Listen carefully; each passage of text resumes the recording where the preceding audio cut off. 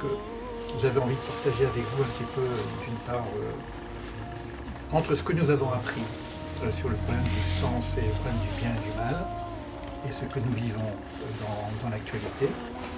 Et ce qui se passe, je me suis dit, bon, ça vaut le coup peut-être de faire une petite réunion et en même temps de partager, essayer de voir un peu le sens qu'il y a derrière tout ça. Donc je ne sais pas exactement comment je vais y arriver. Je reprendrai certainement le cours que nous avons fait ensemble. Et puis, bon, en même temps, ça tombe sur cette fête extraordinaire qui est tout Bishvat. Donc on va commencer par la fête. Je pense que autant commencer par les choses douces pour essayer de comprendre les choses amères.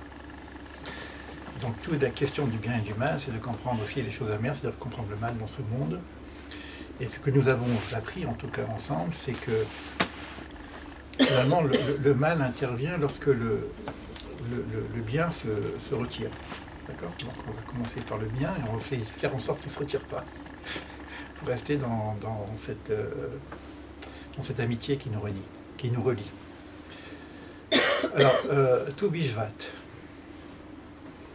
Alors, c'est une fête assez particulière parce que ça s'appelle la fête de la nouvelle année des arbres. Et pour les kabbalistes, c'est une fête extrêmement importante. Alors, c'est quoi cette histoire de fêter la nouvelle année des arbres? Donc on aura un rapport avec l'arbre qui est quand même assez singulier, quoi. Donc ce qu'il faut savoir, c'est qu'on a 4 nouvelles années dans le judaïsme, pas qu'une. La nouvelle année du judaïsme proprement dite, c'est au moment où l'identité hébraïque sort de l'Égypte. C'est la naissance. L'Égypte, c'est la matrice, avec la souffrance de l'enfantement. Ça nous permettra de comprendre aussi quel est le sens de la souffrance. Peut-être comprendre ce que nous vivons aujourd'hui par rapport aux événements et par rapport à l'enfantement qu'il y a derrière la souffrance. Peut-être, je ne sais pas. En tout cas, de la sortie d'Égypte, on a la naissance de l'identité hébraïque. Et donc, un embryon de personnes qui sont parties, qui étaient 70 d'ailleurs, qui ont rapport avec l'universel, 70 correspond à l'universel, vivent l'expérience de l'Égypte et sortent d'Égypte. Donc sont libérés de l'Égypte pour pouvoir justement passer de l'état, ce qu'on appelle tribal, des tribus, à un état de peuple. Et pour le peuple d'Israël, c'est la première année. C'est l'année juive. D'ailleurs, lorsqu'on commence le texte biblique, puisqu'il y a des gens qui ont acheté la Bible, et ça commence par Bereshit bara Elokim et Hashem va'aret, et voici, et Dieu créa le ciel et la terre, et puis on nous raconte les 6 jours de la création. Après les 6 jours, on nous raconte les péripéties des 10 générations de la période déluvienne, qui disparaissent complètement, puisqu'il y a le déluge. Et après on nous raconte l'histoire de Noé, et après Noé on nous raconte l'histoire d'Abraham, Isaac et Jacob, donc après on nous raconte l'histoire des tribus, et après on nous raconte l'histoire de la pérégrination de ces tribus, et puis on nous raconte la rentrée en Égypte, et puis la souffrance en Égypte, et puis on nous raconte la sortie d'Égypte. Et le premier commentateur de la Torah, qui s'appelle Rashi, quand il lit la Torah, Bereshit bara Elokim, il se dit, mais c'est quoi cette histoire? Pourquoi commencer par Bereshit? Pourquoi pas commencer par cette histoire qui ne correspond pas du tout à l'histoire du peuple d'Israël? Si la Torah, c'est une histoire qui correspond au peuple d'Israël, on devrait commencer, Bayom Haou, ce jour-ci, Rosh Chodashim, ce jour-ci sera pour vous le premier des mois. Et ce premier des mois, d'ailleurs, c'est très intéressant, vraiment, on a une chance extraordinaire. C'est ce qu'on va lire, c'est ce qu'on va vivre, d'ailleurs, en tout cas, pour ceux qui vont à la synagogue, puisqu'on est dans la paracha de Yétro. La paracha de Yétro, c'est quoi? C'est la paracha des 10 commandements, et on sort d'Égypte, et on arrive, on reçoit les 10 commandements. Et pour nous, c'est le premier des mois. C'est le mois de la délivrance. On est dans l'oppression, et on attend une délivrance, et on arrive à la délivrance. Donc c'est bien en rapport avec notre problème, du problème et du mal, la souffrance et la délivrance. Donc le premier mois juif, c'est Nissan. Et donc la première fête juive, c'est Pessah. Qu'est-ce qu'on fait à Pessah? On fête la libération de la sortie d'Égypte. Il y a beaucoup de choses à dire sur Pessah. Hein. Donc vous avez sur Internet aujourd'hui tout un petit cycle de cours que j'avais fait sur Pessah.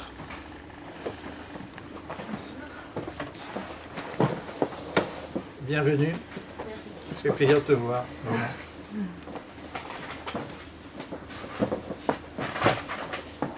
Donc maintenant, c'est l'année juive. Alors, Rachid nous demande pourquoi on commence l'année par ce mois-ci sera pour vous. On aurait dû commencer par ce mois-ci sera pour vous le premier des mois, c'est-à-dire au moment où la Torah parle des commandements. En tout cas, si la Torah est un livre juif proprement dit, et qui parlerait que des commandements juifs, on ne devrait pas commencer par toute cette préhistoire. Alors, il y a plusieurs raisons pour ça. Évidemment, on peut comprendre que je ne peux pas connaître le peuple juif si je ne connais pas son origine, ses racines. Donc l'histoire est nécessaire. Mais en même temps, il y a une autre histoire, c'est-à-dire que l'histoire du peuple juif n'est pas une histoire coupée de l'enseignement universel. Donc il y a un rapport entre l'enseignement singulier du peuple d'Israël, qui se fait à Pessah, et un enseignement universel, qui est l'histoire du monde. C'est pourquoi il y a un autre temps qui s'appelle, dans le mois de Tishri, Rosh Hashanah, le début des mois. Or, ce début des mois, c'est le début des mois de la naissance de l'humanité, de la création de l'humain, qu'on appelle Adam. Donc on a un cycle de temps entre la naissance Nissan, qui est d'ailleurs 6 mois après, Nissan qui est le temps de la naissance de l'identité d'Israël, et Rosh Hashanah, première année, premier jour de l'an. Quand on dit Rosh Hashanah, les gens disent tiens, c'est le premier jour de l'an des Juifs. Ben non. Rosh Hashanah, pour nous, c'est le premier jour de l'an de l'humanité, qui s'appelle Adam. Donc on a un cycle. Pourquoi on a ce cycle de ce double temps? Pourquoi? Parce que si je m'enferme dans ma singularité, je perds mon humanité, je perds mon universel, je perds mon rapport à l'autre, qui n'est pas de ma singularité. Mais pourquoi je ne resterai pas que dans l'universel? Parce que si je ne reste que dans l'universel, je perdrai aussi ma singularité. Donc lorsque je suis à Pessah, je travaille sur ma singularité, et à un moment donné, si je m'enferme dans ma singularité, je ne reconnais plus l'autre. Attention, doucement. Tu fais partie de l'humain. Donc tu reviens à l'universel. Et donc tu reviens à Tishri. Tu reviens donc à Rosh Hashanah. Ce n'est pas la première année du peuple d'Israël, c'est la première année de l'humanité. Mais attention, tu es aussi dans sa singularité. Si tu veux jouer l'universel, tu peux le jouer que dans la mesure où tu ne tombes pas dans la confusion, parce qu'il y a une réalité de ce monde qui est un partage de ses identités singulières. Donc il faut également que tu gardes ton identité singulière. Donc reviens à Pessah et reviens à ta propre identité par rapport à ton expérience et l'histoire de ton peuple, etc. Donc on joue sur ce deux cycles. Mais voilà que c'est pas que ça simplement. Parce que si je regarde l'organisation de la création du monde, avant que l'humanité soit, avant que l'identité d'Israël soit, la Torah commence par un principe, ça ressemble beaucoup au darwinisme, puisque ça commence par les plantes, et après les poissons, les oiseaux, les animaux et l'homme. Donc il y aurait une forme de cycle comme ça. Attends, tu portes en toi aussi pas simplement l'humanité, tu portes aussi en toi tout le principe créatif.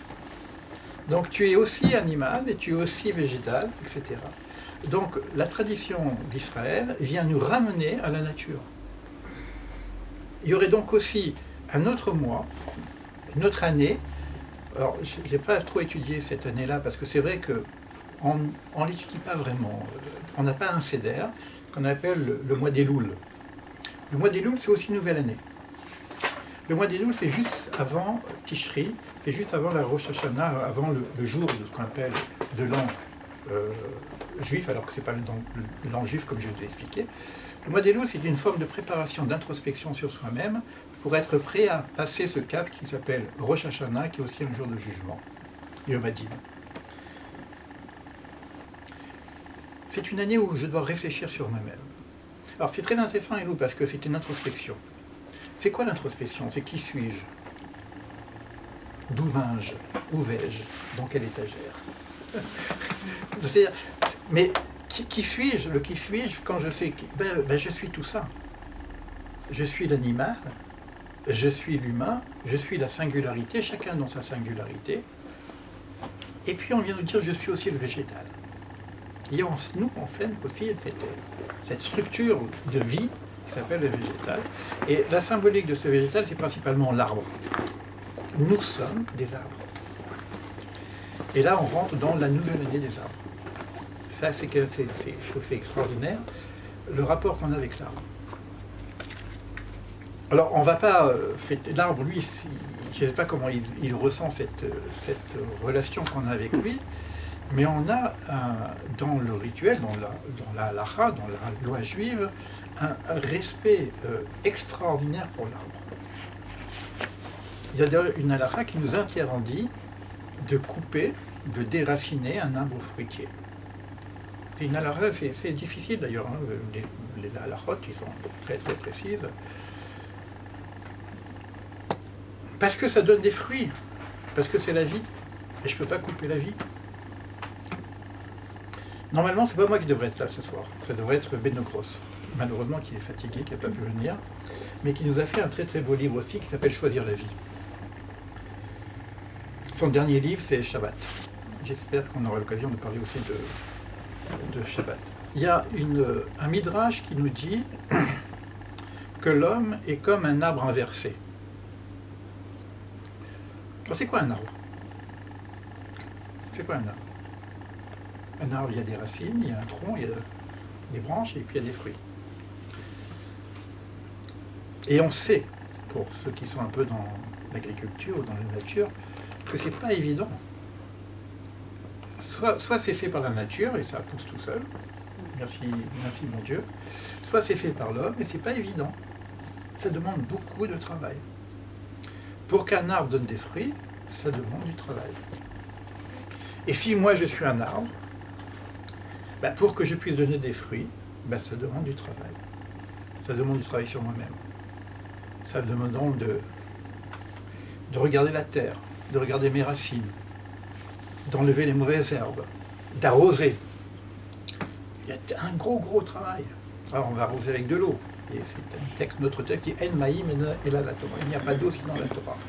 Au niveau de l'homme, il faut qu'il s'arrose d'un enseignement spirituel. Sinon, ça ne peut pas marcher. Il n'y a pas de fruits. Greffer aussi. Hein? Ça se greffe. Ça se greffe aussi. Donc ça, c'est important, la oui, mais on voit aussi que nous, on a des interdictions au niveau des greffes. Ah. C'est-à-dire qu'il faut garder... D'un côté, tu peux avoir une ouverture vers l'universel, mais en même temps, attention à l'universel, de ne pas perdre ta propre greffe. C'est-à-dire que de garder ta singularité. Donc c'est ça aussi qui est important. Alors, ce que j'aime bien, c'est ce terme que l'homme est un arbre inversé. Ça veut dire quoi que l'homme est un arbre inversé? Ça veut dire que si je suis un arbre inversé, mes racines sont en haut. Et de même faire que l'arbre, il doit puiser ses ressources dans la terre, et donc il faut alimenter la terre pour que l'arbre puisse pousser, de la même façon que l'homme, ses ressources sont au ciel. Et il faut alimenter le ciel pour pouvoir être sauté. Et puis il y a ce qu'on appelle quand un arbre ne fonctionne pas, c'est que l'irrigation ne fonctionne pas. Ou alors il y a des problèmes dans ce qu'on met dans la terre. Donc c'est pareil pour nous. Il peut y avoir des problèmes dans ce qu'on met dans notre sphère spirituelle, et puis ça ne pousse pas vraiment.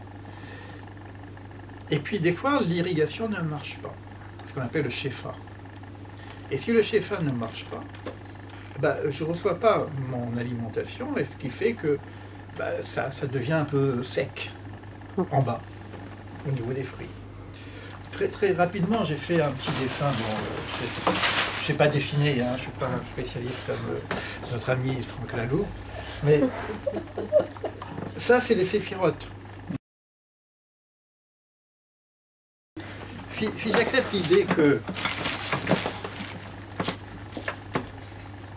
les racines sont là-haut, les racines sont là-haut, c'est quoi que... Qu'est-ce qu'on a là-haut? on a la séphira Keter, la séphira Chochma et la séphira Bina.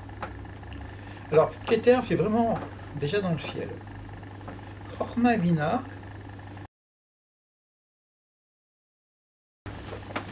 les deux sphères, qu'on appelle les mouchrim. Les mouchrim, c'est-à-dire c'est comme le cerveau. Hémisphère droit et hémisphère gauche. C'est-à-dire que deux Keter, de l'influx divin Keter, là je vais attacher un peu vos ceintures, c'est juste pour donner quelques explications kabbalistiques pour ceux qui ont fait le cycle complet hein, de Ramchal. Donc être en relation avec Keter, c'est être en relation avec le divin directement. Donc il y a le Shefa, ce qu'on appelle l'influx divin, qui descend, et qui vient donner à Chochma une forme de sagesse. Chochma, c'est la sagesse, l'intuition. Et pour éviter de tomber dans des formes de fabulation spirituelle, le judaïsme a fait quelque chose de très concret en même temps, va passer par le filtre du cerveau, de l'hémisphère gauche, qui est Bina. Bina, qui est le discernement. Le discernement, c'est aussi la construction.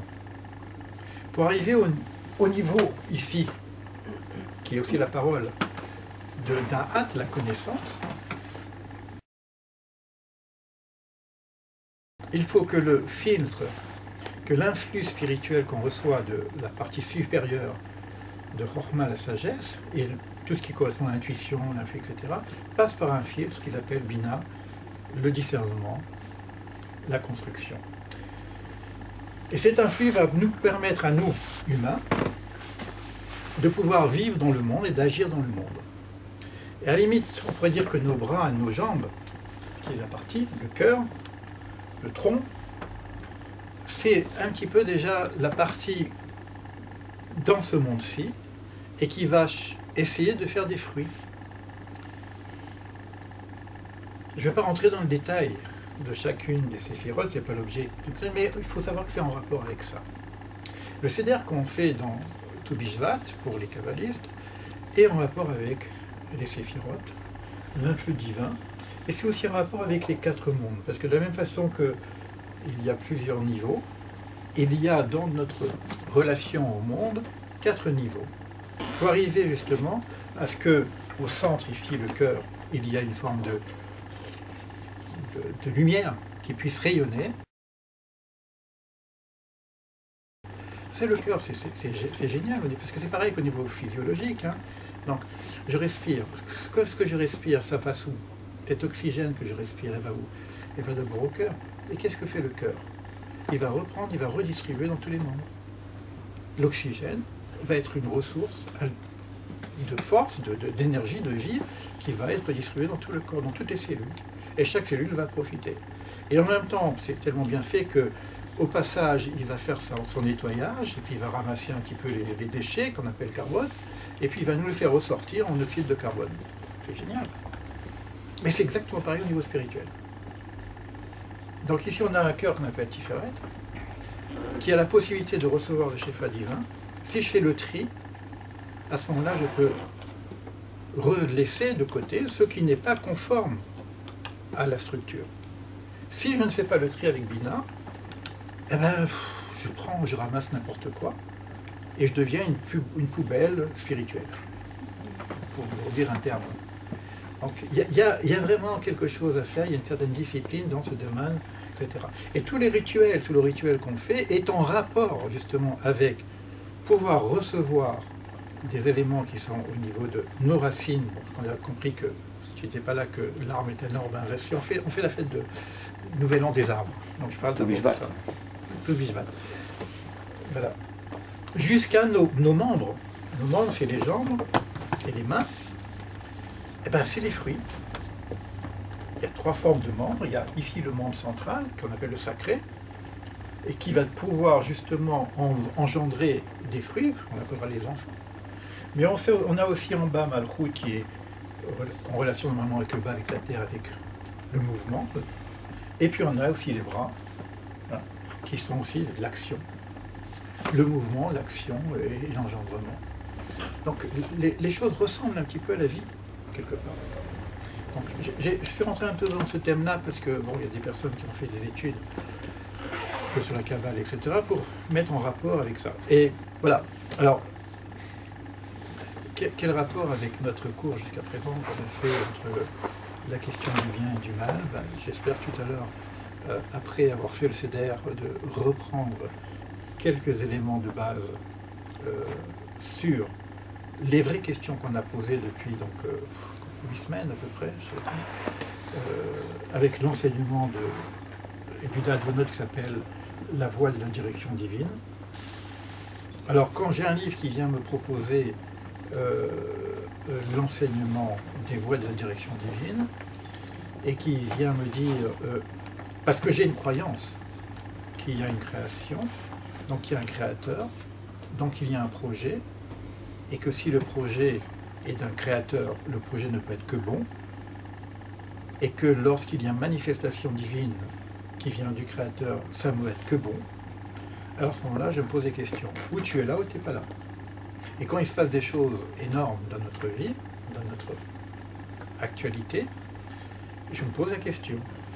Et on va parler de l'absence de Dieu. Ou là, on va parler de la dualité. Il y a le Dieu, le bon, et le Dieu et le diable. Or, ce n'est pas du judaïsme. Il n'y a qu'un seul Dieu, il n'y a qu'une seule force, il n'y a qu'un seul principe, il n'y a que un. Alors, comment ça marche?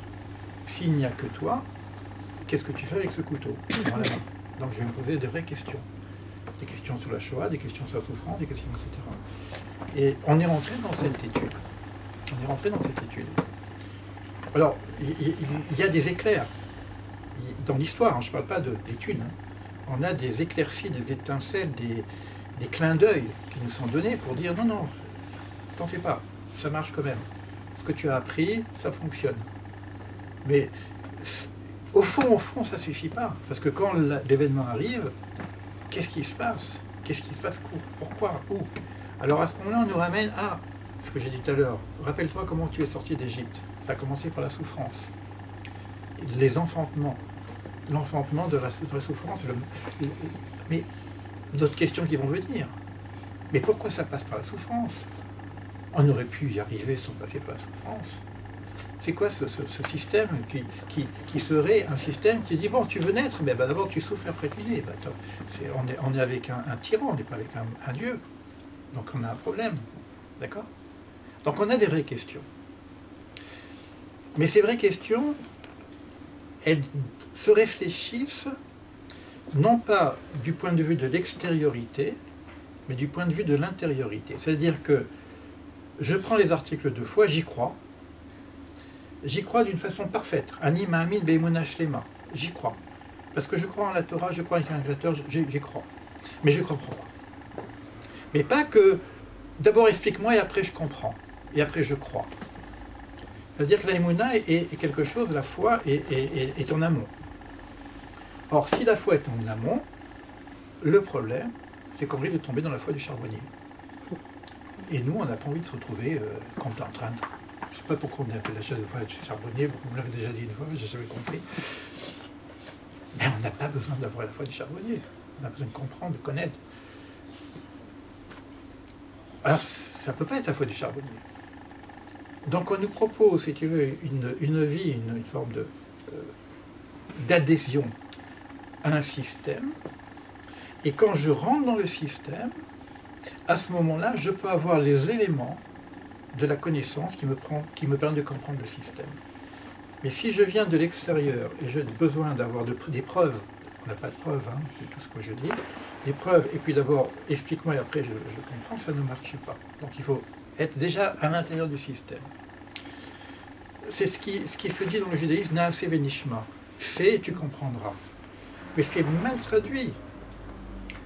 C'est archi mal traduit, c'est pas fait et tu comprendras. Moi je fais, j'ai toujours pas compris, hein. Je m'excuse, je vais vous dire des choses, mais je suis toujours au même point. Le point de départ, c'est que j'ai pas compris. Heureusement pour moi d'ailleurs, parce que sinon je m'arrêterais. Donc le Naaseh venishma, c'est pas fait et tu comprendras. C'est pas une histoire de cause à effet. C'est pas parce que tu fais que tu vas comprendre. Naaseh venishma, fais et comprends. C'est ensemble. Et comprends ce que tu fais. Donne du sens à ce que tu fais. Et parce que tu fais et que tu comprends, que tu peux comprendre ce que tu fais. Et à ce moment-là, tu peux comprendre le système dans sa globalité. Donc c'est lié. Mais c'est pas Nishma comprend avant de faire.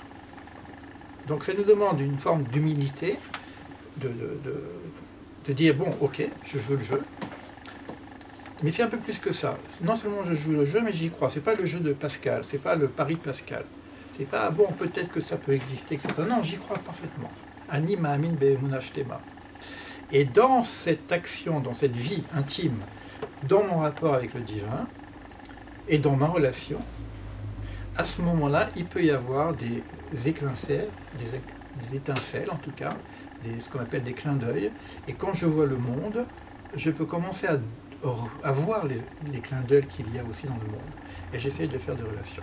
Je vais essayer de le faire, je vais essayer parce que vraiment c'est un grand pari que pour l'instant je ne peux pas dire que, heureusement d'ailleurs que je ne suis pas arrivé, mais c'est un grand pari, et donc c'est l'étude qu'on a fait depuis 8 semaines et que je vais essayer de poursuivre avec vous en partie, mais après le CDR, après faire et après la fête. Donc on va commencer par la fête. Voilà.